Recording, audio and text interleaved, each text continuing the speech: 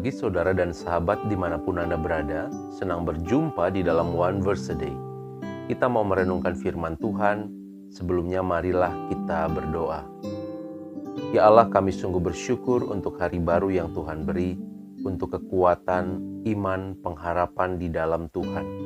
Kami mau belajar dan merenungkan firman-Mu hari ini, biarlah Engkau hadir, melawat dan menerangi kami semua. Terima kasih Bapa, di dalam Kristus kami berdoa. Amin. Saudara, firman Tuhan hari ini dari 1 Timotius 5 ayat 16. Jika seorang laki-laki atau perempuan yang percaya mempunyai anggota keluarga yang janda, hendaklah ia membantu mereka sehingga mereka jangan menjadi beban bagi jemaat. Dengan demikian jemaat dapat membantu mereka yang benar-benar janda. Saudara, ayat yang kita baca hari ini merupakan bagian dari nasihat untuk mengatur tentang para janda. Pada prinsipnya, semua anggota jemaat harus memelihara sanak saudara mereka, termasuk yang sudah menjanda, terutama membantu janda yang tidak mampu lagi mencukupi kebutuhannya. Saudara, Perjanjian Lama telah mengajarkan bahwa umat Allah harus memperhatikan para janda di dalam Ulangan 24 ayat 19. Prinsip ini pun tetap berlaku pada masa gereja Perjanjian Baru.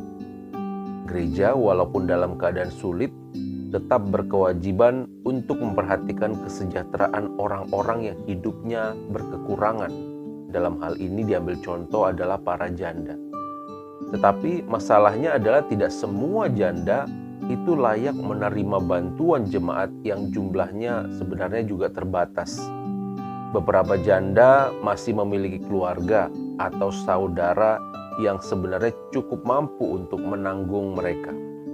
Kita bisa baca di ayat 4-8. Yang lainnya lagi, ada janda yang masih cukup muda dan dianggap masih dapat menghidupi diri, entah secara mandiri ataupun dengan menikah lagi serta membangun kembali keluarga yang baru.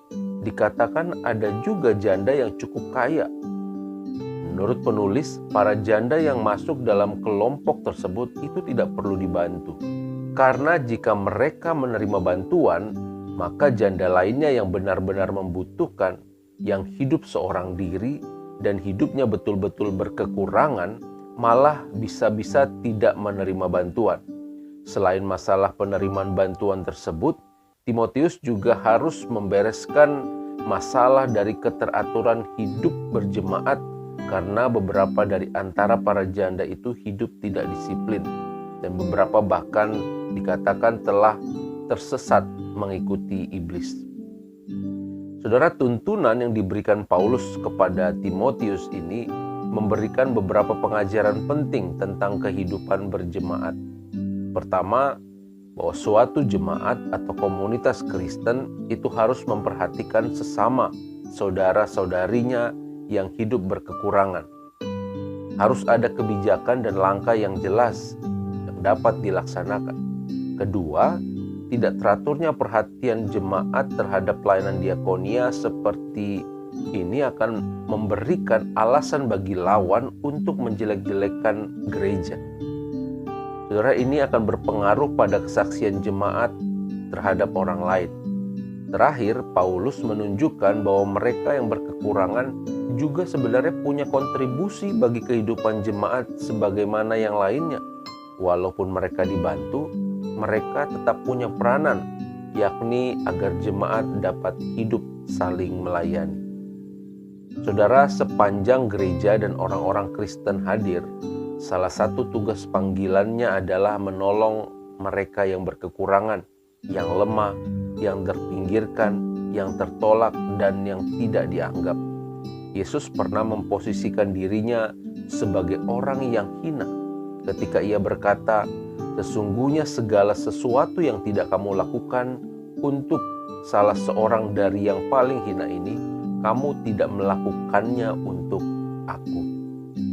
Kedatangan Yesus ke dunia ini merupakan bentuk bela rasanya kepada manusia yang berdosa, yang tidak mungkin memiliki kesempatan.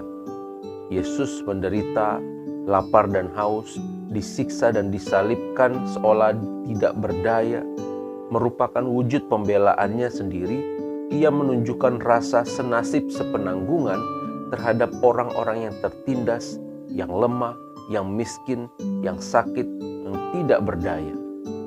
Itulah sebabnya saudara, sebagai pengikut Kristus, kita pun dipanggil untuk meneladani apa yang Kristus lakukan, yakni menolong mereka yang lemah dan berkekurangan.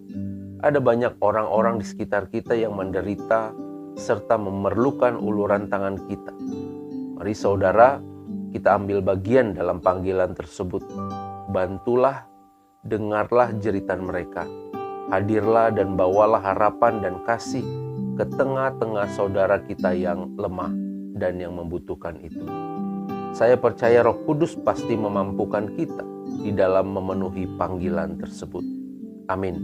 Mari kita berdoa. Ya Allah, kami sungguh bersyukur untuk firman Tuhan yang boleh kami dengar dan kami renungkan.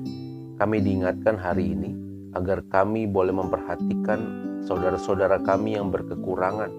Ini menjadi tugas panggilan kami sebagai pengikut-pengikut Kristus.